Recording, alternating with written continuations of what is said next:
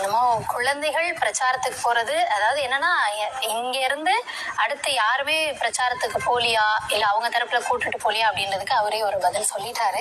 அதனால என்னன்னா உதயநிதி மாமாவுக்கு ஓட்டு போடுங்க உதயசூரியன் சின்னத்துல அப்படின்ற பரப்புரையும் நீ வந்துட்ட சொல்லிட்டு போயிரு அப்படின்ற காட்சிகளையும் நம்ம திரையில பார்க்கதான் செஞ்சோம். அதுவும் பரப்புரையில நடந்தது. என்னன்னா அதாவது விஜய் ஏற்படுத்தக்கூடிய தாக்கம், அந்த பக்கம் உதயநிதி ஏற்படுத்தக்கூடிய தாக்கம் ரெண்டும் ஒன்னா இருக்கானா? இல்ல. இவர் பேசினது பேசுபொருளானது, அது அப்படியே கடந்து செல்லப்பட்டது. இன்னும் இத கூடுதலாக பேசி இந்த மாதிரி எல்லாம் விளைவுகள் ஏற்படும் அப்படின்னு ஒரு பயத்தை ஒரு நரேட்டிவ், இதுவும் ஒரு நரேட்டிவ், இப்படி எல்லாம் ஏற்பட்டுரும், அந்த மாதிரி எல்லாம் நடந்துரும் அப்படின்னு ஒரு பயமுறுத்துறாங்களாமா.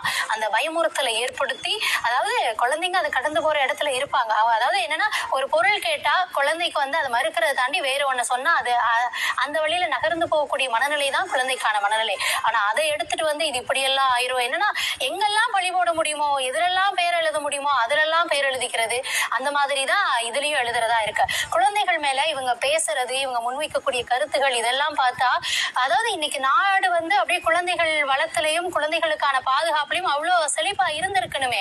இந்த பதட்டமோ இந்த அக்கறையும் இந்த ஓங்கி ஒழிக்கக்கூடிய குரல்களும் இது போன்ற இன்னும், அதாவது இது ஒரு தலைவர் பேசிட்டாரு அதனால ஒரு தாக்கம் வந்துருச்சு, அது என்னவா இருக்கும் அப்படின்னு நடக்காத ஒன்னெல்லாம் நடந்துச்சுன்னா என்ன பண்றதுன்னு பேசுறோம்ல.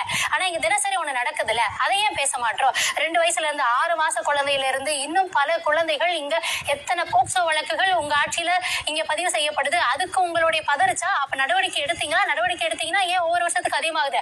2023க்கும் 2024க்கும் அதிகமான போக்சோ வழக்குகளோட எண்ணிக்கை 56% அதிகமா இருக்கு. அங்க பதறலையா? அங்க அந்த அழுகுரல்கள் கேட்கலையா? அங்க குழந்தைகளோட எதிர்காலம் கேள்விக்குள்ளாகுது அப்படின்ற பயம் வரலையா? பிள்ளைகளை, பெண் பிள்ளைகளை வெளியே அனுப்ப பயந்ததே அதுங்களுக்கான பாதுகாப்பு கிடைக்குமா, என் பிள்ளை இங்கே இருக்கட்டும் அப்படின்றதே பொம்பளை பிள்ளைகளை ஒடுக்கி வச்சதே அந்த காரணத்தாலதான்.